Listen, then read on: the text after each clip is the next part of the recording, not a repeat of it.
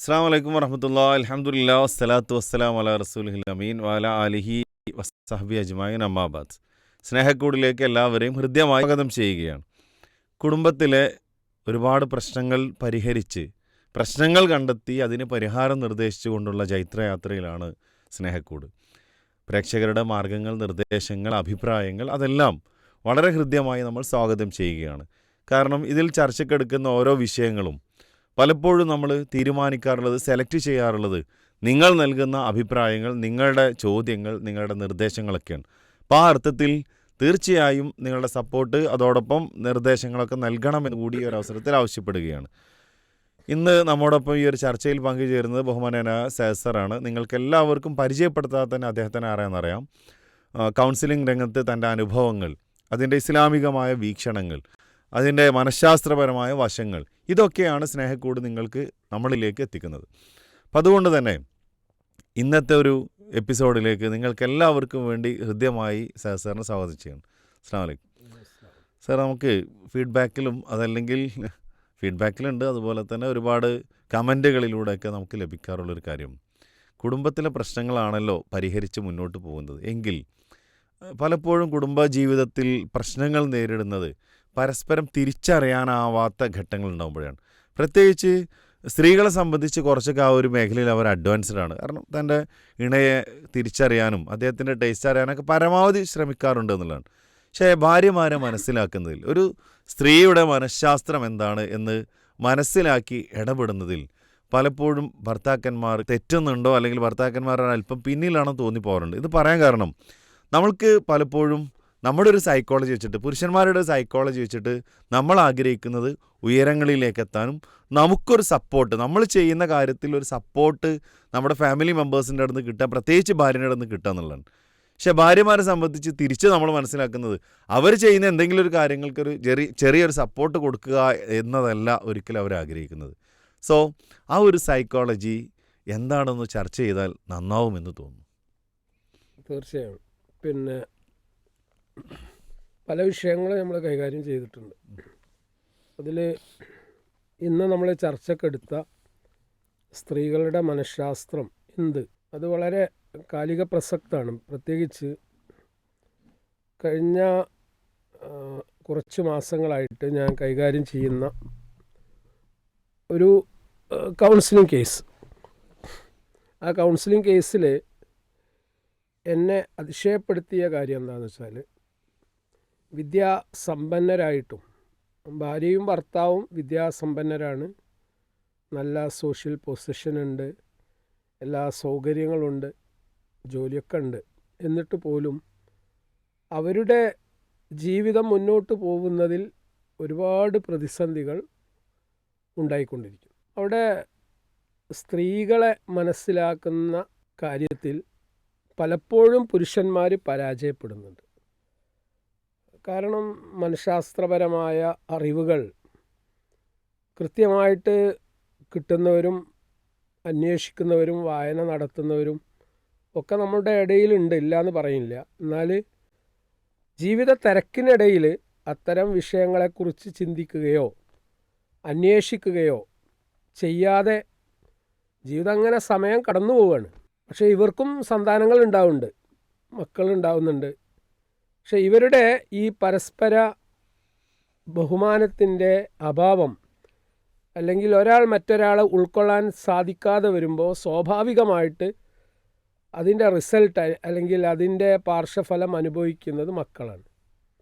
രണ്ടിനും നടുവിൽ മക്കളാണ്. അപ്പോൾ ഇവിടെ എനിക്ക് തോന്നിയ ഒരു വിഷയം എന്താണെന്ന് വെച്ചാൽ, സ്നേഹക്കൂട് സംസാരിച്ചു കൊണ്ടിരിക്കുന്ന പല വിഷയങ്ങളും കുടുംബവുമായി സമൂഹത്തെ ഉത്ബുദ്ധതയിലേക്ക് കൊണ്ടുവരാൻ വേണ്ടിയാണ്. അതുകൊണ്ട് ഇന്നത്തെ ചർച്ചയിൽ നമ്മൾ എടുത്ത ഈ വിഷയം എന്തുകൊണ്ടും റെലവൻ്റാണ്. കാരണം അല്ലാഹു സുബ്ഹാനഹു വ തആല ഇണയും തുണയുമായി സൃഷ്ടിച്ചിരിക്കുന്ന ആണും പെണ്ണും പരസ്പരം അറിയേണ്ടതുണ്ട്, അറിയിക്കേണ്ടതുണ്ട്.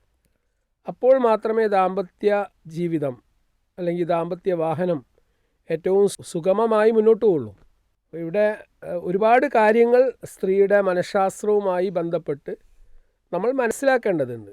പല ആളുകളുടെയും ധാരണ എന്താ വെച്ചാൽ, അതെന്താ ഇപ്പം എത്ര മനസ്സിലാക്കാനുള്ളത്, പെണ്ണിനെ നമ്മൾ കാണുന്നില്ല, ഉമ്മനെ കാണുന്നില്ലേ, പെങ്ങന്മാരെ കാണുന്നില്ലേ, പെരിഫറലായിട്ട് പ്രത്യക്ഷത്തിൽ നമ്മൾ കാണുന്നുണ്ടെങ്കിലും അവരെന്താണ്, അവരുടെ പ്രശ്നങ്ങൾ എന്താണ്, അവരനുഭവിക്കുന്ന കാര്യങ്ങൾ എന്താണ്, അവരുടെ പ്രത്യേകതകൾ എന്താണ്, അവർക്ക് വേണ്ട കാര്യം എന്താണ്, അവരുടെ മാനസിക ആവശ്യങ്ങൾ എന്താണ്, അത് നമ്മൾ മനസ്സിലാക്കുമ്പോൾ അതിനനുസരിച്ച് പെരുമാറാൻ, ബിഹേവിയർ ചേഞ്ച്, പെരുമാറ്റ മേഖലയിൽ ഒരു മാറ്റം കൊണ്ടുവരാൻ നമ്മൾ പറ്റും.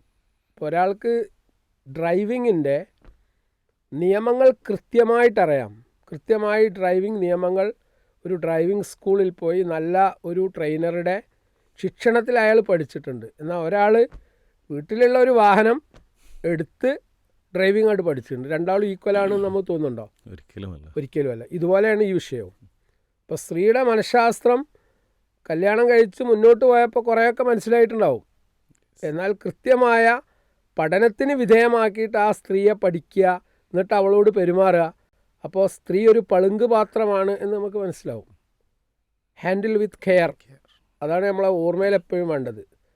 വഅശിറുഹുന്ന ബിൽ മഅറൂഫ്, ഖുർആൻ്റെ ആയത്ത് നമ്മളോട് വളരെ മാന്യമായി വളരെ നല്ല രൂപത്തിൽ അവരോട് പെരുമാറണമെന്ന് ഖുർആൻ പറയണമെങ്കിൽ വാരിയലിൽ നിന്നാണ് അവർ സൃഷ്ടിക്കപ്പെട്ടത്. അവരോട് നിങ്ങൾ തർക്കിക്കാനും പ്രശ്നം ഉണ്ടാക്കാനും ഒന്നും പോരുതെന്ന് പറഞ്ഞിട്ടുണ്ടെങ്കിൽ ആ പറഞ്ഞതിൽ കുറേ ആശയതലങ്ങൾ ഉണ്ട് എന്ന് എനിക്ക് തോന്നുന്നു. വെറുതെ പറഞ്ഞതല്ലല്ലോ അത്.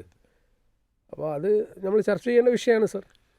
സ്ത്രീകളെക്കുറിച്ച് പറഞ്ഞത് പളുങ്കുപാത്രം എന്നാണ്. പളുങ്കുപാത്രം കൈകാര്യം ചെയ്യുന്ന ആ ശ്രദ്ധയോടെ, അവധാനതയോടെ, അതിലുപരി ആ കെയറിങ്ങോടുകൂടി പരിചരിക്കാൻ നമുക്ക് സാധിക്കുന്നുണ്ടോ എന്നുള്ളതാണ്. പളുങ്കുപാത്രത്തെ പോലെ സൂക്ഷിക്കാൻ പറഞ്ഞത് അതിൻ്റെ തകരാറ് കൊണ്ടല്ലല്ലോ, അതിൻ്റെ മേന്മയെ കൊണ്ടും അതിൻ്റെ ആ നന്മയെ കൊണ്ടും അതിൻ്റെ ആ വില കൊണ്ടുമാണ്. ഒരാളും അത് നഷ്ടപ്പെടുത്തി കളയാനോ പൊട്ടിക്കാനോ ശ്രമിക്കാറില്ല എന്നുള്ളതാണ്. അത് എത്രത്തോളം സൂക്ഷ്മമായി കൈകാര്യം ചെയ്യാൻ ശ്രദ്ധിക്കുമോ അത്രത്തോളം സൂക്ഷ്മമായി കൈകാര്യം ചെയ്യുകയും അതിനെ സംരക്ഷിക്കുകയും ചെയ്യാനാണ് എല്ലാവരും ഇഷ്ടപ്പെടുന്നതും ആഗ്രഹിക്കുന്നതും. എങ്കിൽ നമ്മുടെ ഭാര്യമാരെ ആ ഒരർത്ഥത്തിൽ അവർക്ക് വേണ്ട ആ ഒരു കെയറിങ്, അവർക്ക് വേണ്ട ആ ഒരു സൂക്ഷ്മതയും, അവർക്ക് വേണ്ട ഒരു പരിചരണവും അതൊക്കെയാണ് നമ്മൾ ശ്രദ്ധിക്കേണ്ടതെന്നുള്ള. അത് അറിഞ്ഞ് ചെയ്യാൻ നമുക്ക് സാധിക്കുന്നുണ്ടല്ലോ.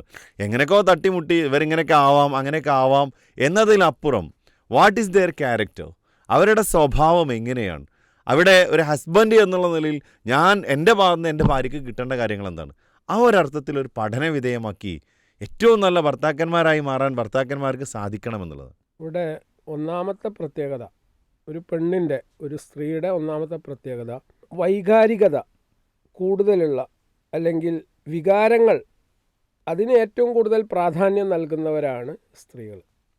നമ്മൾ ശ്രദ്ധിച്ചിട്ടുണ്ടാവും. വൈകാരികത കൂടുതൽ എന്ന് പറഞ്ഞാൽ ഏതൊരു വിഷയത്തോടും വൈകാരികമായി പ്രതികരിക്കുന്ന ഒരു പ്രകൃതമാണ് അവർക്കുള്ളത്. ചിന്തിച്ചുകൊണ്ട് പക്വമായി വിവേകത്തോടു കൂടി പ്രതികരിക്കണമെന്നില്ല. അതിൻ്റെ അർത്ഥം അങ്ങനെ പ്രതികരിക്കൂല എന്നല്ല. അവർ ഇമോഷൻസിനെ ബേസ് ചെയ്തിട്ടായിരിക്കും പ്രതികരിക്കുന്നത്. ഫീലിങ്സ് എന്നുള്ളത് അവർക്ക് കൂടുതലാണ്. അപ്പോൾ ആ വൈകാരികമായ ഒരു സാമീപ്യം അവരുമായിട്ട് ഉണ്ടാക്കിയെടുക്കുക എന്നുള്ളതാണ് റിലേഷൻഷിപ്പ് മെയിൻറ്റെയിൻ ചെയ്യാൻ വേണ്ട കാര്യം. വൈകാരികത കൂടുതലുള്ള സ്ത്രീകളെ സംബന്ധിച്ചിടത്തോളം അവരുടെ ആ വൈകാരികത എന്താണെന്നുള്ളത് നമ്മൾ അറിയണം. ഇപ്പോൾ ഒരു ഉദാഹരണം പറഞ്ഞാൽ, നമ്മളുടെയൊക്കെ ലൈഫിൽ നമുക്ക് പ്രശ്നങ്ങൾ ഉണ്ടാവാറുണ്ട്, പല പ്രതിസന്ധികളും നമ്മൾ നേരിടാറുണ്ട്. എന്നാൽ അത്തരം പ്രതിസന്ധികൾ നമ്മൾ നേരിടുന്ന ഘട്ടത്തിൽ ഒരിക്കലും നമ്മൾ കരയാറില്ല. എന്നാൽ ഭർത്താവ് ഭാര്യയുമായിട്ട് സംസാരിക്കുമ്പോൾ അല്ലെങ്കിൽ മക്കളുടെ വിഷയത്തിലൊക്കെ ഇടപെടുന്ന ഘട്ടത്തിൽ നമ്മുടെ ഭാര്യ അല്ലെങ്കിൽ ഉമ്മ കരയുന്നത് പലപ്പോഴും നമ്മൾ കാണാറുണ്ട്. കാരണം അവർക്ക് അത് നിയന്ത്രിക്കാൻ പറ്റില്ല. ഒന്ന്, രണ്ട്, അതവരുടെ പ്രകൃതത്തിൽപ്പെട്ടാണ്. ഇപ്പോൾ ചിലപ്പോൾ ഒക്കെ കൗൺസിലിങ്ങിന് ചില കേസ് വരുമ്പോൾ ഭാര്യ പറയുകയാണ് എനിക്കൊന്ന് കരയാനുള്ള സ്വാതന്ത്ര്യം പോലുമില്ല. അപ്പോഴേക്ക് മൂപ്പർ എന്ത് ചെയ്യും? അടക്കി നിർത്തും. എന്തിനാണ് മോങ്ങുന്നത്, എന്തിനാണ് ഈ കരയണമെന്ന് പറഞ്ഞിട്ട് ഞെട്ടിക്കും. നേരത്തെ NPയുടെ കേസ് ഞാൻ പറഞ്ഞില്ലേ, നാർസിസ്റ്റിക് പേഴ്സണാലിറ്റി ഡിസോർഡർ ഉള്ള ഭർത്താവ് പ്രതീക്ഷിക്കുന്നത് അയാളെപ്പോലെ തന്നെ ഭാര്യ നിൽക്കണം എന്നുള്ളതാണ്. കരയാനുള്ള ഒരു സ്വാതന്ത്ര്യം പോലും പെണ്ണിനില്ല. എന്നാൽ പെണ്ണിൻ്റെ പ്രകൃതത്തിൽപ്പെട്ട കാര്യമാണ് ആ വികാരപ്രകടനം, അല്ലേ? അതിശയോക്തി. അല്ലെങ്കിൽ ഇപ്പോൾ ഒരു കല്യാണത്തിനൊക്കെ പോയിട്ടുണ്ടെങ്കിൽ കുറച്ച് ആളുകളെ കിട്ടിയാൽ അവർ ആ ഒരു മദർ സെൻറ്റേർഡാണ്, ഫാമിലി സെൻറ്റേർഡാണ്. അപ്പോൾ അവർ സംസാരിച്ചു കൊണ്ടിരിക്കും. സംസാരിക്കുക എന്നുള്ളത് അവരുടെ ഏറ്റവും ഇഷ്ടപ്പെട്ട വിനോദമാണ്. പുരുഷൻ ആവശ്യത്തിന് മാത്രമേ എന്ത് ചെയ്യുള്ളൂ, സംസാരിക്കുള്ളൂ. അല്ലെ, അളന്ന് മുറിച്ചുകൊണ്ടാണ് നമ്മൾ സംസാരിക്കുക. പലപ്പോഴും നമ്മൾ പറഞ്ഞ ഒരു പോയിൻ്റാണ്, ഒരു പുരുഷൻ ഒരു ദിവസം ഉപയോഗിക്കുന്ന വാക്കുകളും ഒരു സ്ത്രീ ഉപയോഗിക്കുന്ന വാക്കുകളും വളരെ വ്യത്യാസമുണ്ട്. പുരുഷനേക്കാളും ഇരട്ടി വാക്കുകൾ. ഒരു ഉദാഹരണം, 5000 വാക്കാണ് ഡെയിലി നമ്മൾ ഉപയോഗിക്കുന്നതെങ്കിൽ അത് പെണ്ണിനെ സംബന്ധിച്ചിടത്തോളം അവളുടെ കോട്ട 10000 ഇത് പഠനം നടത്തപ്പെട്ട ഒരു മേഖലയായിട്ടാണ് ഞാൻ ഇതിങ്ങനെ പറയുന്നത്. എന്നാൽ ഈ സംസാരം ആഗ്രഹിക്കുന്ന പെണ്ണിന് സംസാരിക്കാനുള്ള ഭർത്താവിനെ കിട്ടാതെ വരുമ്പോൾ സ്വാഭാവികമായിട്ടും അവിടെ ഒരു ശൂന്യത പ്രത്യക്ഷപ്പെടും. അല്ലേ? ഇപ്പോൾ ഒരകിട്ടിൽ പാല് നിറഞ്ഞ് കിടക്കുകയാണ്. ഇപ്പോൾ സാധാരണ ആ പശുവിനെ കറക്കാൻ വേണ്ടിയിട്ട് രാവിലെ അതിൻ്റെ വീടിൻ്റെ ഉടമത്തും അതിനെ കറന്ന് ആ പാൽ ഒഴിവാക്കും. അകിട്ടിൽ പാല് നിറയുമ്പോൾ സംഭവിക്കുന്ന ഒരു പ്രതിഭാസമാണത്. അല്ലേ? എന്നാൽ അകിട്ടിൽ പാലുണ്ട്, അതാരും കറക്കുന്നില്ലെങ്കിൽ അത് സംഭവിക്കുന്ന അവസ്ഥ ഒന്ന് ആലോചിച്ചു. ഇതുപോലെ ഒരു പെണ്ണിൻ്റെ ദാഹമാണ് സംസാരം എന്നുള്ളത്. അത് അവർക്ക് മക്കളോട്, ഭർത്താവിനോട്, കുടുംബത്തോട്, അയൽവാസിയോട് പലരോടും സംസാരിക്കുമ്പോഴാണ് അവരുടെ ടെൻഷൻ റിലീസാവുന്നത്, അവൾക്ക് മെൻ്റൽ സ്ട്രെങ്ത് ഉണ്ടാവുന്നത്. ഇത് അവരുടെ ഒരു നീഡാണ്, ഇമോഷണൽ നീഡാണ്, വൈകാരിക ആവശ്യമാണ്. ആ വൈകാരിക ആവശ്യം പരിഗണിച്ചു വേണം നമ്മൾ അവരോട് ബന്ധം സ്ഥാപിക്കേണ്ടത്. അത് പുരുഷൻ മനസ്സിലാക്കേണ്ടതാണ്. ഏറ്റവും പ്രധാനപ്പെട്ട ഒരു വിഷയം, കല്യാണം കഴിച്ചു വിടുന്ന നമ്മുടെ പെൺകുട്ടികൾ, ആ പെൺകുട്ടികൾ ഒരു പുതിയ വീട്ടിലേക്ക് കയറി ചെല്ലുമ്പോൾ ആ കുട്ടി ആ പുതിയ വീട്ടിലേക്ക് കയറുന്ന സന്ദർഭത്തിൽ അവിടെ ഒരു പുതിയ ബന്ധം സ്ഥാപിക്കപ്പെടുന്നു. പെട്ടെന്ന് തന്നെ എല്ലാ കാര്യങ്ങളും നടക്കുകയില്ല. അല്ലെ, ഒരു പുതിയ ചെടി നമ്മൾ വീട്ടിൽ കൊണ്ടുവന്ന് നടുമ്പോൾ അത് വളർന്ന് അത് വേര് പിടിക്കാൻ ഇറ്റ് വിൽ ടേക്ക് ടൈം. അതുപോലെ തന്നെയാണ് ഒരു പുതിയ പെൺകുട്ടി പുതിയ വീട്ടിലെത്തുന്ന ഘട്ടത്തിൽ ഭർത്താവിനോട്, ആ വീട്ടിലുള്ള ഉമ്മനോട്, ഉപ്പയോട്, മറ്റ് കുടുംബാംഗങ്ങളോട് പരിചയപ്പെട്ട് വരാൻ സമയം വേണം. ഭർത്താവ് കല്യാണം കഴിച്ച ആ പ്രഥമ രാത്രിയിൽ തന്നെ തൻ്റെ വൈകാരികമായ ആവശ്യങ്ങൾ പൂർത്തീകരിക്കാൻ വേണ്ടി പെണ്ണിനെ സമീപിക്കുന്ന കാഴ്ചകൾ, സംഭവങ്ങൾ നമ്മൾ കേട്ടുകൊണ്ടിരിക്കുന്നു. അദ്ദേഹം മനസ്സിലാക്കുന്നില്ല, എൻ്റെ ഭാര്യ എൻ്റെതാണ്, സംശയമില്ല, പക്ഷെ ആ ഭാര്യയായി വന്നതേയുള്ളൂ, അവൾക്കൊന്ന് പരിചയപ്പെടാനും ആ വീടുമായിട്ട് ഒന്ന് സഹവസിക്കാനുള്ള സാവകാശം കൊടുക്കേണ്ടത് അയാളുടെ ബാധ്യതയാണ്. ഈ മാനസികമായിട്ടുള്ള ഒരടുപ്പം ഉണ്ടാക്കി പരിചയം സമ്പാദിച്ച് വിഷയത്തിലേക്ക് പോകുന്നതിന് മുമ്പ് തന്നെ എടുത്തു ചാടി പെണ്ണിനെ ഒട്ടും പരിഗണിക്കാതെ ലൈംഗിക ബന്ധത്തിലേക്ക് നിർബന്ധിപ്പിക്കുന്ന ഒരുപാട് അവിവേകികളായ ഭർത്താക്കന്മാരുണ്ട്. അത് ഡൈവേഴ്സിക്ക് ആണ് എത്തുക. ഇത് പറഞ്ഞു കൊടുക്കണമെങ്കിൽ ഒരു വേദിയില്ലല്ലോ. വീണ്ടും വരുന്നു ഒരേ വിഷയം, പ്രീ മാരിറ്റൽ കൗൺസിലിങ്ങിൻ്റെ റെലവൻസാണ് ഞാൻ പറയണത്. ഇതറിയാത്തത് കൊണ്ട് ഈ കുട്ടി ഇത് ആരോട് പറയില്ല. അവരുടെ സ്വകാര്യ ജീവിതത്തിലുണ്ടായ കാര്യങ്ങൾ ഒരാളോടും ആ പെൺകുട്ടി ഷെയർ ചെയ്യില്ല. പക്ഷേ അവളുടെ മനസ്സിലുണ്ടാക്കിയ മുറിവ് വളരെ വലുതായിരിക്കും. കാരണം അവൾ പേടിച്ചരണ്ടിട്ടാണ് ആ വീട്ടിൽ ജീവിക്കുക. കാരണം അവളുടെ ലൈഫിൽ ആരും ഇത് പറഞ്ഞു കൊടുത്തിട്ടില്ല. അപ്പം ഞാൻ പറഞ്ഞു വരുന്നത്, വൈകാരികത അതിന് പ്രാധാന്യം നൽകുന്ന ഒരു പെണ്ണിനെ സംബന്ധിച്ചിടത്തോളം അവൾക്ക് കൊടുക്കേണ്ട ഒരു അംഗീകാരം, റെക്കഗ്നിഷൻ, ആ ഒരു കെയറിങ്, അതവളെ നന്നായിട്ട് ആഗ്രഹിക്കണം. അതാണ് പുരുഷൻ അവൾക്ക് കൊടുക്കേണ്ടത്. ഒരാണിൻ്റെ കീഴിൽ ജീവിക്കാനേ പെണ്ണിന് പറ്റുള്ളൂ. ഭൂരിപക്ഷം സ്ത്രീകളും അങ്ങനെയാണ്. എന്നാൽ 1, 2, 5 ആളുകൾ അതിൽ നിന്ന് എന്താ നമ്മൾ സാധാരണ പറയുമല്ലോ, വ്യത്യസ്തമായിട്ടുണ്ടാവും. നോർമലി ഒരു പെണ്ണ് ജീവിക്കുന്നത് ഒരു പുരുഷൻ്റെ സപ്പോർട്ടോട് കൂടിയാണ്. കാരണം ഒറ്റയ്ക്ക് അവർക്ക് ജീവിക്കുന്നതിൽ ഒരുപാട് തടസ്സങ്ങളുണ്ട്. അതാണ് നമ്മൾ അറിയേണ്ട ഒന്നാമത്തെ കാര്യം. ഇമോഷണൽ അറ്റാച്ച്മെൻറ്റിനാണ് സ്ത്രീകൾ പ്രാധാന്യം കൽപ്പിക്കുന്നത്. പക്ഷേ പുരുഷന്മാരെ സംബന്ധിച്ച് ഒരു ഫിസിക്കൽ അറ്റാച്ച്മെൻറ്റാണ് ആദ്യം ആഗ്രഹിക്കുക. അപ്പോൾ അവിടെ തന്നെ ചെറിയ വ്യത്യാസമുണ്ട്. അപ്പോൾ തൻ്റെ ഭാര്യയായി വരുന്ന സ്ത്രീ, അവൾ ഏറ്റവും കൂടുതൽ എൻ്റെ അടുത്ത് ആദ്യം ആഗ്രഹിക്കുന്നത് ഒരു ഇമോഷണൽ ബോണ്ട് ഉണ്ടാക്കിയെടുക്കാനാണ്. ആ ഇമോഷണൽ ബോണ്ട് ഉണ്ടാക്കിയതിന് ശേഷം മാത്രമേ ഒരു ഫിസിക്കലായിട്ടുള്ള ശാരീരികമായ മറ്റു കാര്യങ്ങളിലേക്ക് പോകാവുന്നതാണ്. കാരണം സ്ത്രീയുടെ മനഃശാസ്ത്രം, സ്ത്രീയുടെ സൈക്കോളജി എന്ന് പറയുന്നത് ആ രൂപത്തിലാണ്. ആ ഇമോഷണൽ ആയിട്ടുള്ള അറ്റാച്ച്മെൻറ്റ് ഉണ്ടാക്കാൻ വേണ്ട ഒരുപാട് ചേരുവകളുണ്ട്. ആ ചേരുവകൾ എന്തൊക്കെയാണെന്നുള്ള അതിൽ വരുന്നതാണ് റെക്കഗ്നീഷൻ. അവർ ചെയ്യുന്ന കാര്യങ്ങളൊക്കെ അംഗീകരിക്കുക. അവർ പറയുന്ന കാര്യങ്ങൾ നേരത്തെ പറഞ്ഞ പോലെ തന്നെ ലിസണിങ്, കേൾക്കാനുള്ളൊരു മനസ്സുണ്ടാകുക. അവർ പറയുന്നതിനെല്ലാം മറുപടി പറയാമെന്നല്ല, മറിച്ച് ആ പറയുന്നതൊന്ന് കേൾക്കാനും അത് അംഗീകരിക്കേണ്ടത് അംഗീകരിക്കാനും ഒന്ന് അപ്രീഷിയേറ്റ് ചെയ്യേണ്ടത് അപ്രീഷിയേറ്റ് ചെയ്യാനും നമുക്ക് സാധിക്കുക എന്നുള്ളതാണ്. അതുപോലെ തന്നെ സർ, കെയറിങ് എന്നത് അതിൽ വളരെ പ്രധാനപ്പെട്ട ഒരു കാര്യമായിട്ട് നമ്മൾ പറയുന്നു. ഇനിയും ഈ ഒരു ഇമോഷണൽ ബോണ്ട് ഉണ്ടാക്കേണ്ട അതിന് വേണ്ട ഒരുപാട് ക്വാളിറ്റീസ് വേറെയും ഇല്ലേ? അതായത് ഒരു പെണ്ണിനോട് നമ്മൾ സംസാരിക്കുമ്പോൾ അവർക്ക് ഫീൽ ചെയ്യേണ്ടത്, എൻ്റെ ഭർത്താവ് എനിക്ക് സെക്യൂരിറ്റി നൽകുന്നുണ്ട്, സുരക്ഷിതത്വം നൽകുന്നുണ്ട്. എൻ്റെ ഭർത്താവിൻ്റെ കരങ്ങളിൽ, എൻ്റെ ഭർത്താവിൻ്റെ വീട്ടിൽ ഞാൻ സുരക്ഷിതയാണ്. ആ ഒരു സെക്യൂരിറ്റി ഫീലിംഗ് കിട്ടാത്ത കാലത്തോളം അവൾ ഒരിക്കലും മനസ്സ് തുറക്കൂല. പെണ്ണിനെ സംബന്ധിച്ചിടത്തോളം സെക്സ് ആണെങ്കിൽ പോലും ലൈംഗികമായിട്ടുള്ള തൃഷ്ണ പുരുഷന് കൂടുതലാണ്, അല്ലെങ്കിൽ അത് അവൻ ആഗ്രഹിക്കുന്നുണ്ട്. അപ്പോൾ അതിനു വേണ്ടിയിട്ട് ഭാര്യയെ അവൻ പ്രേരിപ്പിക്കുമ്പോൾ ആദ്യം പെണ്ണിന് കിട്ടേണ്ട കാര്യം ആ ഒരു പ്രൈവസിയാണ്, സെക്യൂരിറ്റിയാണ്. അവളുടെ പ്രൈവസിയെ, അവളുടെ കംഫർട്ട് സോണിനെ നമ്മൾ ആദരിച്ചേ പറ്റൂ.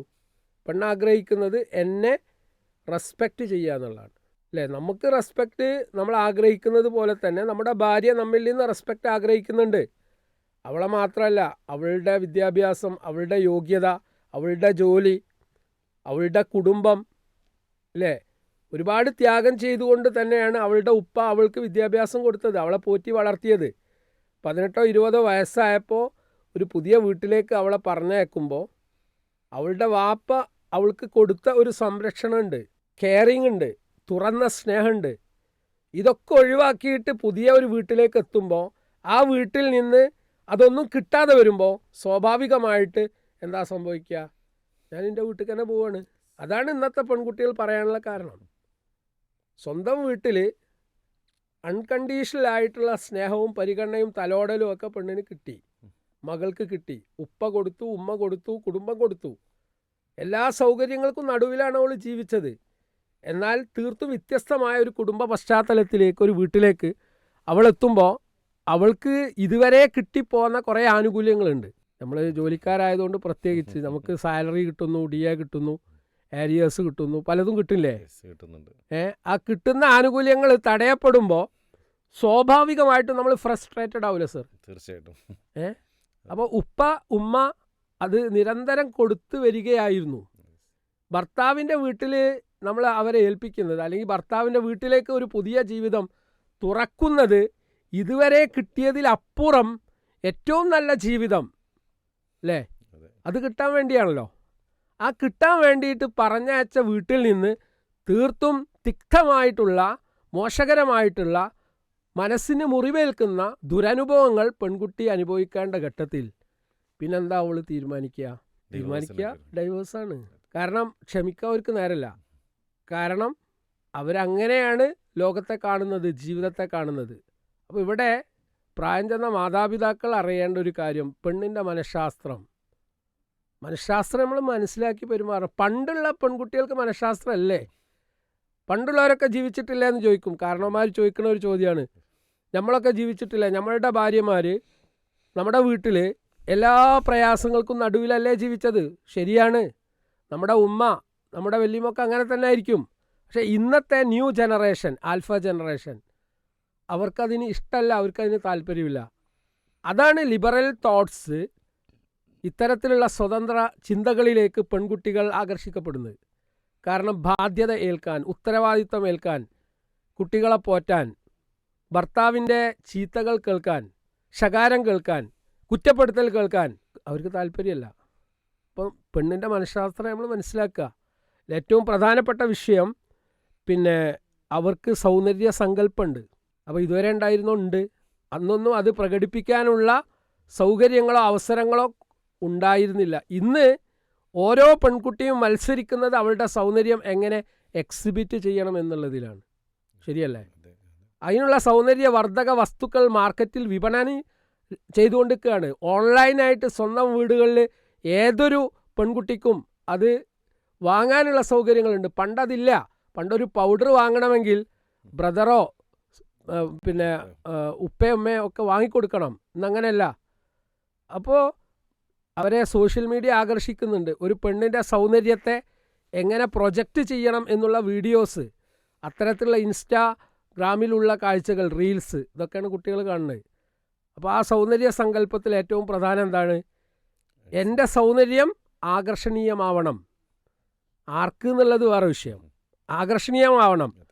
അപ്പോൾ നിങ്ങൾക്ക് സൗന്ദര്യം ഇല്ലെങ്കിൽ ഇല്ലാത്ത സൗന്ദര്യത്തെ ഉണ്ടാക്കിയെടുക്കാൻ പറ്റുന്ന സൗന്ദര്യവർദ്ധക വസ്തുക്കൾ എന്ത് എന്ന് മാർക്കറ്റിൽ ഗവേഷണം നടത്തപ്പെടുന്നു. അപ്പോൾ അവർ അപകർഷതാബോധമുള്ള പെൺകുട്ടികളാണെങ്കിൽ, സ്വന്തം ഇമേജിനെക്കുറിച്ച്, സ്വന്തം ശരീരത്തെക്കുറിച്ച് കൃത്യമായ ഒരു കോൺഫിഡൻസ് ഇല്ലാത്ത കുട്ടികളാണെങ്കിൽ എന്താ ചെയ്യുക? അത് ഗവേഷണം ചെയ്ത് അത് കണ്ടെത്തും. അത് പ്രൊമോട്ട് ചെയ്യുന്ന ഒരുപാട് സൈറ്റുകൾ ഇന്നുണ്ട്.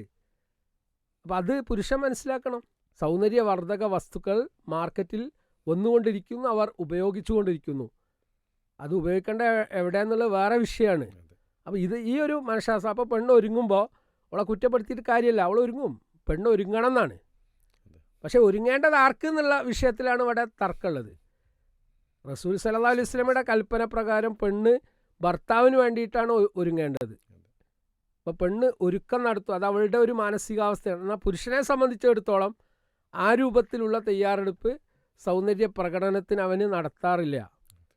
എന്നാൽ സൗന്ദര്യം നോക്കാറില്ല എന്നല്ല, നല്ല വസ്ത്രം ധരിക്കും, ബോഡിയെ സംബന്ധിച്ച് ചിലപ്പോൾ ജിമ്മിലേക്ക് പോയേക്കും, എക്സസൈസ് ചെയ്യും, ഇതൊക്കെ പുരുഷൻ ചെയ്യും. പക്ഷേ ബ്യൂട്ടി കോൺഷ്യസ് ആയത് കൂടുതൽ സ്ത്രീകളാണ്. അതവരുടെ മനഃശാസ്ത്ര വസ്തുതയാണ്. സ്ത്രീകളെ സംബന്ധിച്ച് സെക്യൂരിറ്റി ഫീലിംഗ് ഉണ്ടാക്കുക എന്നുള്ളതാണ് അല്ലേ? സെക്യൂരിറ്റി, അവർക്ക് തൻ്റെ ഭർത്താവിൽ നിന്നും ഒരു സുരക്ഷിതത്വ ബോധം, എൻ്റെ ഭർത്താവിൻ്റെ വീട്ടിൽ അദ്ദേഹത്തിൻ്റെ ആ സാന്നിധ്യത്തിൽ ഞാൻ സുരക്ഷിതയാണ് എന്ന് തോന്നണം. അത് തോന്നാനുള്ളൊരു സാഹചര്യം ഒരു ഭാര്യയ്ക്കുണ്ടെങ്കിലേ ആ ഭാര്യ ഭർത്താവിൻ്റെ കീഴിൽ സന്തോഷവതിയായി എല്ലാം തുറന്ന് ഒരു നല്ല കുടുംബമായി മുന്നോട്ട് പോകാനുണ്ടാവും. അതേപോലെ തന്നെ സൗന്ദര്യ സങ്കല്പത്തിൽ സ്ത്രീകൾ എന്നും മുൻപന്തിയിലാണ് നമുക്ക് എല്ലാവർക്കും അറിയാം. പ്രത്യേകിച്ച് ഇപ്പോൾ കുട്ടികളൊക്കെ സൗന്ദര്യവർദ്ധക വസ്തുക്കളില്ലാതെ വിദ്യാലയങ്ങളിലേക്ക് പോലും പോവാത്തൊരു സാഹചര്യമാണുള്ളത്. എത്ര കാർക്കശ്യം കണിശതയാൽ കാണിക്കുന്നുണ്ടോ എങ്കിൽ പോലും അതുണ്ട്. അങ്ങനത്തെ ഒരു സാഹചര്യമാണുള്ളത്. അപ്പോൾ സ്ത്രീകളെ സംബന്ധിച്ച് അതൊരു അവരുടെ ഒരു നാച്ചുറലായ പ്രകൃതിപരമായ ഒരു കാര്യമാണ്. അത് അണിഞ്ഞൊരുങ്ങേണ്ടത് തൻ്റെ ഭർത്താവിൻ്റെ അടുത്താണ്, തൻ്റെ വീട്ടിലാണ്. അപ്പം അതുകൊണ്ട് ആ ഒരു സൗന്ദര്യബോധം തൻ്റെ ഭാര്യയ്ക്കുണ്ട് എന്ന് മനസ്സിലാക്കി അവളുടെ സൗന്ദര്യത്തിനെ അംഗീകരിക്കാനും അത് ഉൾക്കൊള്ളാനും അതിനു വേണ്ടിയിട്ട് അവരെ പ്രോത്സാഹിപ്പിക്കാനും സാധിക്കണമെന്ന്. വീട്ടിൽ അണിഞ്ഞൊരുങ്ങട്ടെ തൻ്റെ ഭർത്താവിന് വേണ്ടി, അതുപോലെ വീട്ടിൽ അത്യാവശ്യം നല്ല രൂപത്തിൽ പുറത്തേക്ക് ഇറങ്ങണം. മാത്രമല്ല നമ്മൾ ഉപ്പമാര് ശ്രദ്ധിക്കേണ്ട ഒരു സംഗതി, ഈ റെക്കഗ്നിഷൻ, അംഗീകാരം, അപ്രീസിയേഷൻ, അഡ്മിറേഷൻ, ഇതൊക്കെ നമ്മളൊക്കെ ആഗ്രഹിക്കുന്നുണ്ട്, നമ്മളെ കുട്ടികളും ആഗ്രഹിക്കുന്നുണ്ട്. പെൺകുട്ടികൾ വളർന്നുകൊണ്ടിരിക്കുന്ന സമയത്ത് തന്നെ അവരിപ്പോൾ സാധാരണ അടുക്കളയിൽ ഒക്കെ വന്ന് അവരുടേതായ ഒരു കംഫർട്ടബിൾ മോഡിലിരിക്കും. അപ്പോൾ ഉമ്മ ഇടപെട്ട് പറയുന്ന ഒരു വർത്താനമുണ്ട്, ഇത് പെണ്ണാണ് കേട്ടാ. നമ്മൾ ശ്രദ്ധിക്കേണ്ട ഒരു വിഷയമാണ്. മര്യാദക്ക് ഇരിക്കുക, കെട്ടിച്ച് ഒരു പുരുഷൻ്റെ വീട്ടിൽ പോകേണ്ട ആളാണ് ജി.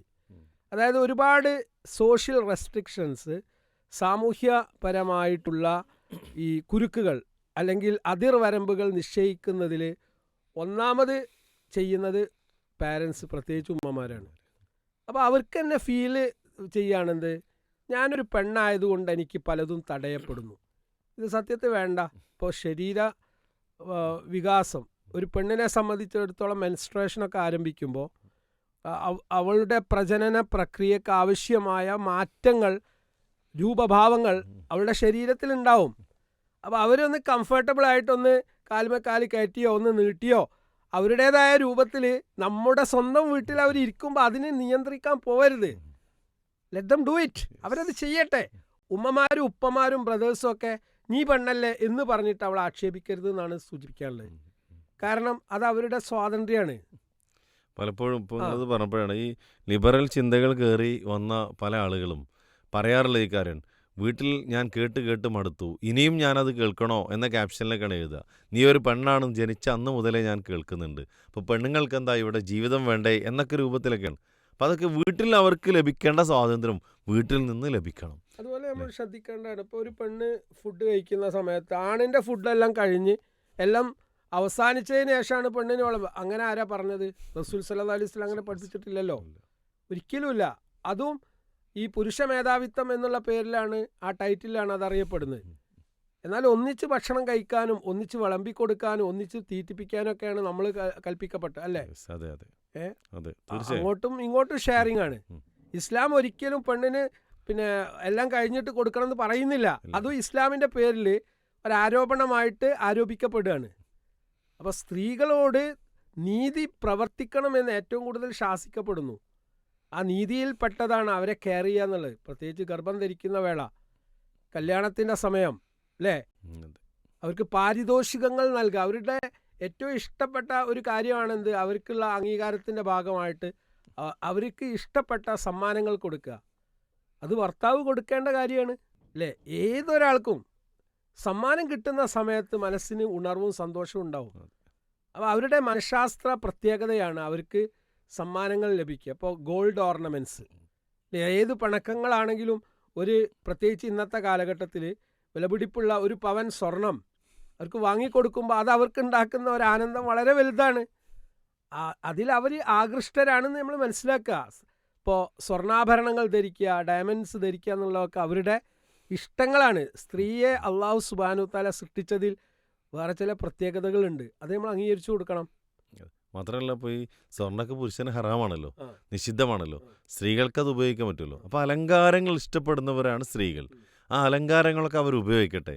പക്ഷെ അത് ഉപയോഗിക്കേണ്ട ഇടം എന്ന് പറയുന്നത് തൻ്റെ ഭർത്താവിൻ്റെയും തൻ്റെ വീട്ടിലും താൻ ജീവിക്കുന്ന സാഹചര്യത്തിലാണ്. പക്ഷെ പലപ്പോഴും അത് വകവെച്ച് കൊടുക്കാൻ വീട്ടുകാർ സമ്മതിക്കില്ല. അപ്പോൾ സ്വാഭാവികമായിട്ട് ഇത് കാണിക്കാനുള്ള ആ ഒരു എക്സിബിഷനിസം. മാത്രമല്ല, മതപരമായ വിഷയത്തിൽ ഇന്ന് സംഭവിച്ച ഒരു തകരാറ് ഞാൻ പറയുന്നത്, ചില ആളുകൾ ഈ ഇൽമ് ഒക്കെ തേടി വന്നപ്പോൾ കാർക്കശ്യ ബുദ്ധി വർദ്ധിച്ചു. ഇപ്പോൾ കല്യാണം കഴിക്കാൻ വേണ്ടി ഒരു പെൺകുട്ടിയെ ഫസ്റ്റ് കാണുന്ന ഘട്ടത്തിൽ തന്നെ ആദ്യം ചോദിക്കുന്നത് നിക്കാബ് ധരിക്കുമോന്ന്. നിക്കാബ് ധരിക്കുമോ ധരിക്കണ്ട എന്നുള്ളതല്ല ഇവിടെ വിഷയം. ഏതൊരു കാര്യവും സന്ദർഭോചിതമായിട്ടാണ് സംസാരിക്കേണ്ടത്, അല്ലേ? ഒരു പെൺകുട്ടിയെ ആദ്യമായി കാണാൻ വേണ്ടിയിട്ട് വരുമ്പോൾ ഫസ്റ്റ് ചോദിക്കേണ്ട ചോദ്യം അതല്ലല്ലോ. ഞാൻ പറഞ്ഞത് ഷമീം സാറിന് മനസ്സിലാവുന്നുണ്ടോ? അതായത് പ്രയോറിറ്റി ഉണ്ടല്ലോ, ഓരോ കാര്യത്തിനും ഒരു പ്രയോറിറ്റി ലിസ്റ്റ് ഉണ്ട്, മുൻഗണനാക്രമമുണ്ട്. അതൊക്കെ നമ്മുടെ മക്കൾക്ക് നമ്മൾ പറഞ്ഞു കൊടുക്കേണ്ടതുണ്ട്. മറുഭാഗത്തുള്ള പെൺകുട്ടിയാണ്, അവൾ എഡ്യൂക്കേറ്റഡ് ആണ്, അവൾ ആ പർദ്ദ ധരിക്കാനും അല്ലെങ്കിൽ നിക്കാബിടാനും തയ്യാറാണ്. എന്നിട്ട് പോലും അവളുടെ മനസ്സിൽ അവളുടെ ആ ചോദ്യം പ്രയാസങ്ങൾ സൃഷ്ടിക്കുന്നുണ്ട്. പക്ഷേ കുറച്ച് കഴിഞ്ഞിട്ട് ആ കാര്യം പറഞ്ഞിട്ടുണ്ടെങ്കിൽ അവിടെ പ്രശ്നം ഉണ്ടാവില്ല. എല്ലാറ്റിനും ഒരു സാവകാശമുണ്ട്. അപ്പം അതിൽ ഏറ്റവും വലിയ ഉദാഹരണം എനിക്ക് തോന്നിയത്, പിന്നെ പ്രവാചകൻ സല്ലല്ലാഹു അലൈഹി വസല്ലമയുടെ പള്ളിയിൽ വെച്ച് ഒരാൾ മൂത്രമൊഴിക്കുന്നുണ്ടല്ലോ. എന്തിനായിരിക്കും അത്തരത്തിലുള്ള ഉദാഹരണങ്ങൾ ചരിത്രത്തിൽ രേഖപ്പെട്ടത്? അതിലൊരു വലിയ മനഃശാസ്ത്ര വസ്തുത ഉണ്ട്. അപ്പോൾ ആളുകൾ ചോദിക്കുകയല്ലേ, എനിക്ക് ഒന്ന് ഉമർ റളിയല്ലാഹു അൻഹു ആണെന്ന് തോന്നുന്നുണ്ട്, ഞാൻ അവനെ കഥ കഴിക്കട്ടെ എന്ന്. വെയിറ്റ് എന്നാ പറഞ്ഞ, അവിടെ നിൽക്ക്, ഓൻ ആ കാര്യം നിർവഹിക്കട്ടെ എന്നാ പറഞ്ഞേ. ഓനതിൽ തടസ്സപ്പെടുത്തരുത്. അതിനുശേഷം ശാന്തമായി അദ്ദേഹം വന്നപ്പോൾ റസൂൽ സല്ലല്ലാഹു അലൈഹി വസല്ലം പറഞ്ഞു കൊടുക്കുകയാണ്, കാര്യം പറഞ്ഞു കൊടുക്കുകയാണ്. ആ ഒരു സാവകാശം ദീനിൻ്റെ എല്ലാ വിഷയത്തിലും നമുക്കുണ്ടാവണം. അത് സ്ത്രീകളോടുള്ള വിഷയത്തിലും നന്നായിട്ടുണ്ടാവണം. ഇപ്പോൾ നമ്മൾ ചിലപ്പോൾ ഒരു 40-ാമത്തെ 35-ാമത്തെ വയസ്സിൽ മതപരമായ ഒരു ചിട്ട അല്ലെങ്കിൽ അറിവ്, അതുവരെ ജഹാലത്തിലായിരിക്കും ജീവിച്ചിട്ടുണ്ടാവുക. ആ ജാഹിലിയത്തൊക്കെ അയാളോട് മറക്കുകയാണ്. എന്നിട്ട് പിന്നെ വാശി കാണിക്കുകയാണ് എല്ലാ വിഷയത്തിലും. ദീനിൽ അങ്ങനെ ഒരു സ്ട്രിക്ട്നെസ് ഇല്ല. ഘട്ടം ഘട്ടമായിട്ട് ഇപ്പോൾ മദ്യപാനം നിരോധിച്ചത് 1-ാമത്തെ സ്റ്റേജ്, 2-ാമത്തെ സ്റ്റേജ്, 3-ാമത്തെ സ്റ്റേജ് ഇല്ലേ? അല്ലേ? ഒരാൾ താടി വെച്ചില്ല, ആ താടി വെക്കാത്തത് കൊണ്ട് മാത്രം അയാളെ നമ്മൾ നിന്ദിക്കുന്ന അവസ്ഥ ഉണ്ടാവാൻ പാടില്ല.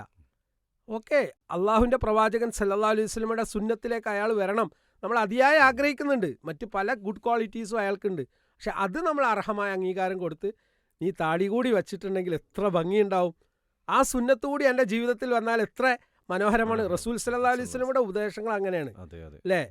ഇന്നാൾ രാത്രി നമസ്കാരം കൂടി നീ നിർവഹിച്ചാൽ എത്ര നല്ലതാണ്. അപ്പം ആ ഒരു ശൈലി നമ്മുടെ അപ്രോച്ചിൽ ഞാനും നിങ്ങളൊക്കെ കൊണ്ടുവരേണ്ടതാണ്. നിങ്ങളിപ്പോൾ ഇത് പറയുമ്പോൾ എൻ്റെ മനസ്സിലേക്ക് വരുന്നത്, നമ്മൾ ഇപ്പോൾ ഈ മോഡേൺ സൈക്കോളജിയുടെ പല ടേമുകളും പല കാര്യങ്ങളും കാണുന്നത്, അതിൻ്റെ ബേസിക് എന്ന് പറയുന്നത് അധികവും മഹാനായ റസൂൽ സല്ലല്ലാഹു അലൈഹി വസല്ലം പഠിപ്പിച്ചതാണ്. അഥവാ അങ്ങനെയുള്ള ആളുകളൊക്കെ ഹൈലൈറ്റ് ചെയ്യുന്ന എല്ലാ ക്വാളിറ്റിയും, ഇപ്പോൾ ആദ്യം പറഞ്ഞത് ഒരാളിലുള്ള നന്മകളെ അംഗീകരിച്ച് വേണം അയാളുടെ അടുത്ത് എന്തെങ്കിലും തിന്മകളുണ്ടെങ്കിൽ തിരുത്താന്നുള്ള. റസൂൽ സല്ലല്ലാഹു അലൈഹി വസല്ലം അത് മാതൃക കാണിച്ചിട്ടുണ്ട് അല്ലേ. ഇപ്പോൾ ഒരു കുട്ടിയോട് പോലും ഭക്ഷണം കഴിക്കുന്ന സമയത്ത് അബൂ സലമയുടെ കുട്ടി കഴിക്കുമ്പോൾ അല്ലേ, ഇവൻ എല്ലാ സൈഡും തിന്നുമ്പോൾ ആദ്യം റസൂൽ അവിടെ യാ ബുനയ്യ, എൻ്റെ പൊന്നു മോനെ എന്ന് വിളിച്ചിട്ടാണ്. അഥവാ ഒരു കുട്ടിയെ ഏറ്റവും വാത്സല്യത്തോടു കൂടി വിളിക്കാനുള്ള ഒരു അറബി പദമാണത്. എന്നിട്ട് പറയാ സെമ്മില്ല, എന്താടാ നീ അവിടുന്ന് കഴിക്കണമെന്ന് അല്ല റസൂൽ ചോദിച്ചത്, മറിച്ച് മോനെ ബിസ്മി ചെല്ലടാ, എന്നിട്ട് പറയാ കുൽ മിമ്മായലീക്ക്, നിൻ്റെ ഭാഗത്തുനിന്നുള്ള കഴിക്കടാ. എന്തൊരു നല്ല ഒരു മര്യാദയും വാക്കാണ്. അത് എല്ലാ മേഖലയിലും നമുക്ക് കാണാൻ പറ്റും. അപ്പോൾ സൈക്കോളജി, മനഃശാസ്ത്രപരമായി വന്ന മുഴുവൻ കാര്യങ്ങളുടെയും അടിസ്ഥാനം എന്ന് പറയുന്നത് വിശുദ്ധ ഖുർആനും മഹാനായ റസൂൽ സല്ലല്ലാഹു അലൈഹി വസല്ലം ചര്യയാണ്. അപ്പോൾ അവിടെ ഇപ്പോൾ ഈ ഒരു വിഷയത്തിലും നിങ്ങൾ പറഞ്ഞപ്പോൾ സാന്ദർഭികമായിട്ട് അതിൻ്റെ കൂടെ ചേർത്ത് വെക്കേണ്ട ഒരു കാര്യമാണെന്നുള്ളതാണ് ചേർത്ത് വെച്ചത്. അപ്പോൾ സ്ത്രീകളുടെ മനഃശാസ്ത്രവുമായി ബന്ധപ്പെട്ട് ഒരു ഭർത്താവ്, കുടുംബത്തിലെ അംഗങ്ങൾ ശ്രദ്ധിക്കേണ്ട, പ്രത്യേകിച്ച് ഭർത്താക്കന്മാർ ശ്രദ്ധിക്കേണ്ട കുറച്ചുകൂടി കാര്യങ്ങളുണ്ടെന്നാണ് തീർച്ചയായിട്ടും. മനസ്സിലാക്കുന്നത്. ഇപ്പോൾ വലിയൊരു പ്രശ്നമാണ്, ഓൾ എൻ്റെ കൂടെ കിടക്കുന്നില്ല, ഓൾ എൻ്റെ കൂടെ ക്ഷയിക്കുന്നില്ല, ഓൾ എന്നോട് ലൈംഗിക ബന്ധത്തിൽ ഏർപ്പെടുന്നു, ഇതൊക്കെ പുരുഷൻ പറയുന്ന പരാതികളാണ്. സത്യത്തിൽ അവൾക്ക് ലൈംഗികമായ ഒരു മരവിപ്പ് ഉണ്ടായിപ്പോയി. ആ ഉണ്ടാവാനുള്ള കാരണം ഉണ്ടാക്കിയത് ആരാണ്? പുരുഷൻ്റെ സംസാരവും പുരുഷൻ്റെ ബോഡി ലാംഗ്വേജും പുരുഷൻ്റെ ശൈലികളുമാണ്. ഇത് അയാളെ ന്യായീകരിക്കും അല്ലേ? ഒരു ഇമോഷണൽ ബോണ്ടേജ് നേരത്തെ നിങ്ങൾ പറഞ്ഞു, ആ വൈകാരികമായ തലത്തിലുള്ള ഒരു സാമീപ്യം ക്രിയേറ്റ് ചെയ്യാതെ ലൈംഗികമായിട്ടുള്ള കാര്യങ്ങൾ നടക്കൂല, പ്രത്യേകിച്ച് സ്ത്രീക്ക്. അപ്പം അതാദ്യം ഉണ്ടാക്കിയെടുക്കണം. അപ്പോൾ സ്ത്രീയുടെ മനഃശാസ്ത്രം എന്ത് എന്ന് അറിയുക എന്നുള്ളത് നമ്മുടെയൊക്കെ ഡ്യൂട്ടിയാണ്. അല്ലെങ്കിൽ ഒരിക്കലും ജീവിതം മുന്നോട്ട് പോവില്ല. നിരന്തരം കുറ്റപ്പെടുത്തുന്ന, ആക്ഷേപിക്കുന്ന, മോശപ്പെട്ട രൂപത്തിൽ പെരുമാറുന്ന ആളുകളോട് എങ്ങനെയാണ് ഒരു അറ്റാച്ച്മെൻ്റ് ഉണ്ടാവുക? അത് സ്വാഭാവികമായിട്ട് ഹോർമോണൽ ചേഞ്ചിലേക്ക് എത്തിയിട്ടുണ്ടാവും. അപ്പോൾ നിങ്ങൾ തൈറോയിഡ് ഇഷ്യൂസ് അല്ലേ, ഇതൊക്കെ എന്തുകൊണ്ടാണ് ഉണ്ടാവുന്നത്? നമ്മൾ അതിനൊക്കെ മനഃശാസ്ത്രപരമായ കാരണങ്ങളുണ്ട്. അമിതമായ രക്തസമ്മർദ്ദം അല്ലേ, ശരീരത്തിൽ അതൊക്കെ ഉൽപ്പാദിപ്പിക്കപ്പെടാനുള്ള കാരണം എന്താ? നമ്മൾ നമ്മുടെ മനസ്സിന് കൊടുക്കുന്ന അല്ലെങ്കിൽ നമ്മൾ അനുഭവിക്കുന്ന നെഗറ്റീവായ ഫീലിങ്സാണ് അല്ലേ. ഒരു വീട്ടിൽ ഒരു പെണ്ണ്, ഒരു മരുമകൾ എന്തെല്ലാം പ്രതിസന്ധികളിൽ കൂടി കടന്നു പോകുന്നു. ഒരു ഉദാഹരണം പറയാം. നമ്മളെ വീട്ടിൽ മരുമകളായി വന്ന ആൾ രാത്രി ഉറങ്ങുന്നത് വരെ ജോലി ചെയ്യാണ്. അവളെങ്ങാനും ഒന്ന് പോയി റെസ്റ്റ് എടുത്താൽ എല്ലാവരും അതിൽ ആക്ഷേപങ്ങൾ. അതേ സ്ഥാനത്ത് നമ്മുടെ മകൾ കല്യാണം കഴിഞ്ഞ വീട്ടിൽ നിന്ന് വീട്ടിലെത്തിക്കഴിഞ്ഞാൽ പൂര ഉറക്കാണ്, ഒരു പ്രശ്നമില്ല, നമുക്ക് ഉണ്ടോ? എന്നാൽ മരുമകൾക്ക് അത് വകവെച്ചു കൊടുക്കാൻ ഉമ്മ സന്നദ്ധല്ല. അപ്പം ഇവിടെ ഈ വേർതിരിവിനെ കുറിച്ച് ഓള് ചിന്തിക്കുകയാണ്. എന്താണ് എൻ്റെ ഉമ്മൻ്റെ സ്ഥാനത്ത് നിന്ന് എൻ്റെ അമ്മായിമ്മ എന്നെ മനസ്സിലാക്കാത്തത്? ഞാൻ ക്ഷീണിച്ചത് കൊണ്ടാണ് വൈകുന്നേരം 4 മണിക്ക് ഒന്ന് പോയിട്ട് അരമണിക്കൂർ റെസ്റ്റ് എടുക്കുന്നത്. ആ റെസ്റ്റ് എടുക്കുമ്പോഴേക്ക് മറ്റുള്ളവരോടൊക്കെ അവളുടെ കുറ്റം പറഞ്ഞു കൊടുക്കുന്നത് മാത്രമല്ല, പറഞ്ഞു കൊടുക്കുന്ന കുറ്റമൊക്കെ അവൾ കേൾക്കാൻ ഇടവരെയാണ്. കാരണം ഇന്ന് ഫോൺ റെക്കോർഡ് സംവിധാനങ്ങളുണ്ട് അല്ലേ, അത് അവർ കേൾക്കുകയാണ്, ആ വോയിസ് റെക്കോർഡ്. സ്വാഭാവികമായിട്ട് അവർ തമ്മിൽ എന്താണ്, അകൽച്ച ഉണ്ടാവും. അപ്പോൾ പെണ്ണിന് അവളെ കുറ്റപ്പെടുത്തിയിട്ടുള്ള ഇത്തരം സംസാരങ്ങൾ ഉൾക്കൊള്ളാൻ പറ്റൂല. അവൾ ആഗ്രഹിക്കുന്നത് അംഗീകാരമാണ് അല്ലേ. രാവിലെ മുതൽ വൈകുന്നേരം വരെ അവളുടെ എൻജിൻ വർക്ക് ചെയ്യുന്നുണ്ട്. പുരുഷന്മാരറിയാതെ പോകുന്നുണ്ട്. അവർ അടുക്കളയിൽ ഇപ്പോൾ 1-2 മാസങ്ങൾക്കുള്ളിൽ എൻ്റെ മുമ്പിൽ വന്നൊരു കേസ്, ഒരു പെൺകുട്ടി, ആ പെൺകുട്ടി ജോലിക്ക് പോകുന്നു. അവളൊരു ഡിവോഴ്സ്ഡ് പെണ്ണാണ്, അവൾക്ക് മക്കളുണ്ട്. അപ്പം മക്കളുടെ കാര്യം അവൾ നോക്കണം, വീട്ടിലെ കാര്യങ്ങൾ മുഴുവൻ അവൾ നോക്കണം. എന്നാൽ വീട്ടിൽ വേറെ അംഗങ്ങളുണ്ട്, അവളുടെ സിസ്റ്റേഴ്സ് ഉണ്ട്. പക്ഷെ അവരൊന്നും എന്ത് ചെയ്യുന്നില്ല, ജോലിക്ക് വരാതെ അവർ കിടന്നുറങ്ങുക, സുബഹിക്ക് ശേഷം കിടന്നുറങ്ങുക. അപ്പോൾ ഒരു 9 മണിയാവുമ്പോഴേക്ക് വീട്ടിലുള്ള എല്ലാ കാര്യങ്ങളും വളരെ പെട്ടെന്ന്, കാരണം പ്രായം ചെന്ന മാതാപിതാക്കൾ ഉള്ളതുകൊണ്ട് ആ ഉമ്മക്ക് വേണ്ടി ഉപ്പക്ക് വേണ്ടി ഇവൾ എല്ലാ കാര്യം ചെയ്യാണ്. എന്നാൽ അതേ സമയം ഈ പെണ്ണ് ഇത്ര കഠിനാധ്വാനം ചെയ്യുന്നത് ഈ സിസ്റ്റേഴ്സ് മനസ്സിലാക്കുന്നില്ല, സഹകരിക്കുന്നില്ല. എന്നിട്ട് ജോലി സ്ഥലത്ത് അതിനേക്കാളും വലിയ മാനസിക പിരിമുറുക്കാണ് പെണ്ണ് വേറെ അനുഭവിക്കുന്നത്. അവൾ പറയാണ്. പിന്നെ ജോലി കഴിഞ്ഞ് വീട്ടിൽ വന്നു കഴിഞ്ഞാൽ വീട്ടിലെ ജോലികൾ രാത്രി കിടന്നുറങ്ങുന്നത് വരെ ഒന്ന് റിലീസ് ചെയ്യാൻ അവർക്ക് സാധിക്കുന്നില്ല. ഇങ്ങനെ ഒരു റെസ്റ്റും കിട്ടാതെ വന്ന് അവസാനം ഇതൊരാളോടും പറയൂല, ഒക്കെ സഹിച്ച് അവസാനം മാനസിക നില അങ്ങോട്ട് തെറ്റി പൊട്ടിത്തെറിച്ചു. അപ്പം അവൾ തീരുമാനിച്ചെന്താ, ഇനി ഞാൻ വീട്ടിലൊരു പണിയും ചെയ്യൂല, വീട്ടിലുള്ള ഒരു കാര്യം ഞാൻ ചെയ്യൂല. കാരണം ടോപ്പ് സീറ്റ് അറവി ആവുക എന്ന് പറയും, ഉൾട്ട ആവുക. അപ്പോൾ അതുവരെ കാത്തു നിൽക്കേണ്ട വല്ല ആവശ്യമുണ്ടോ?